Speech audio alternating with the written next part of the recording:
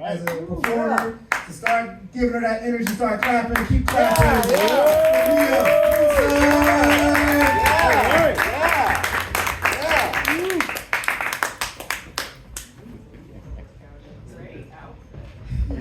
I appreciate that. How's everybody feeling? Yeah. Awesome. Yeah, I'm actually visiting from Baltimore. Okay. This is my first time performing in Harlem. I used to come up here a lot because my family used to live here. But it's been a while, and I must say this is the most white people I've ever seen. I know the change. I kind of remember when the first white came, you know, because it was like when the city started to gentrify, but they already kind of took over Brooklyn, so it was finding new places, and my one white friend kind of moved here, and it was like this huge big deal, so I can see that, you know, the DEI initiatives worked in this area. I see there's been progress made, apparently. I'm excited to be here though, because there's some research that I've been doing. I perform in different places, and I've been taking this study. And even though it doesn't seem like there's a lot of people that may be from here originally, I do want to ask this question because we are in the home of the subject of this research. So the question that I've been going around asking everybody is, can anybody name 3 solo Diddy albums?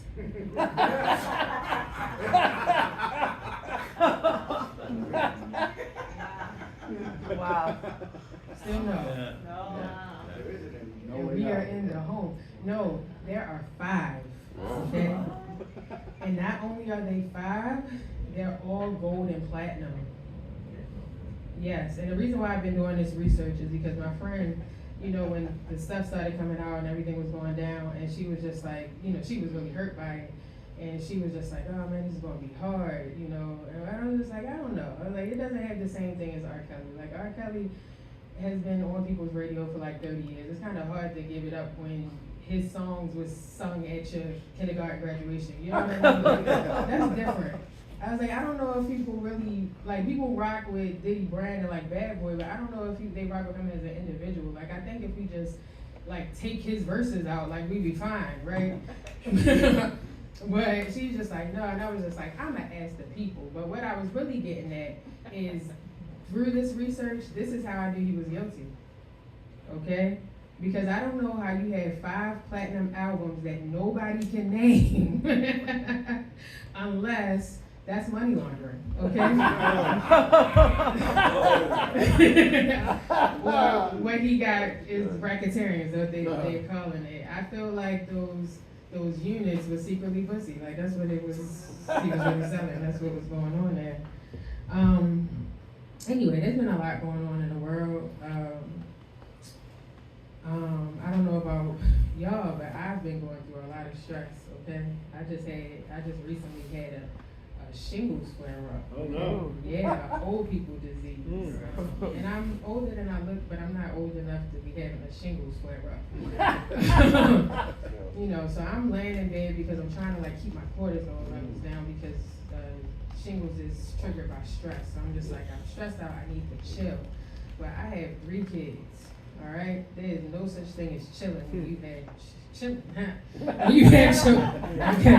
There's no such thing. So I'm like, there's no way that it's just gonna work by me trying to relax and like self-care. I'm going to have to resort to substances. And then I had the grand idea that it might be time to start crack, okay? And I told this to my friends, and it was like, man, you don't even like smoke or drink. Like, there's things that you can do before going straight to crack.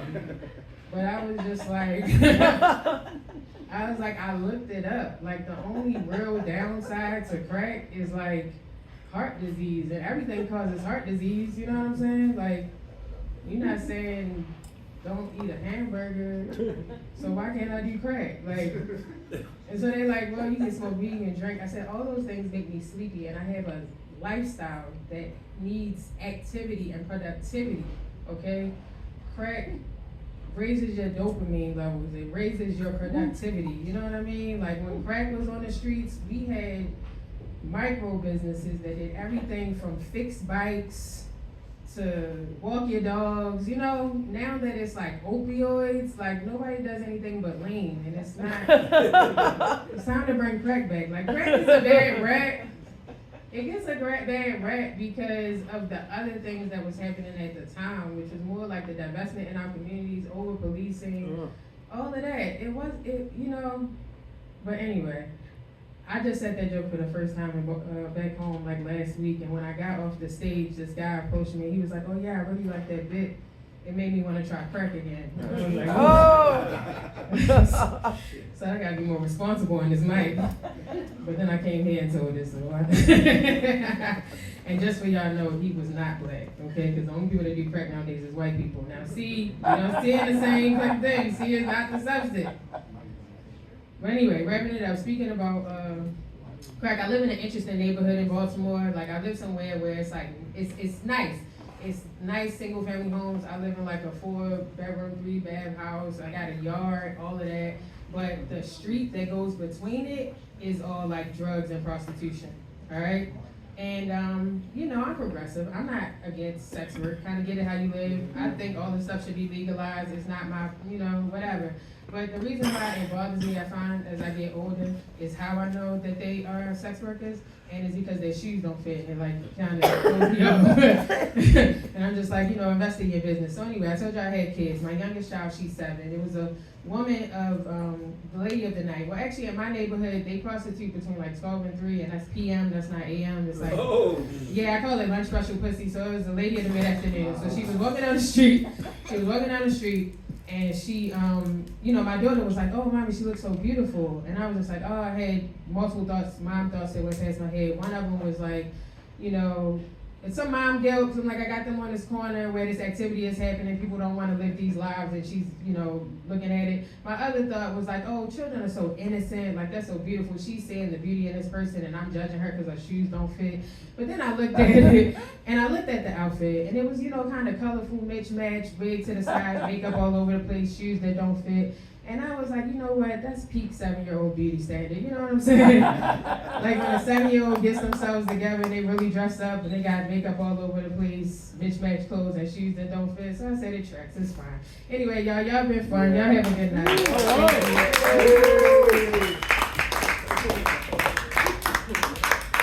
Keep it going from there, man. It's fun. All right. You said Baltimore now? Want me to record?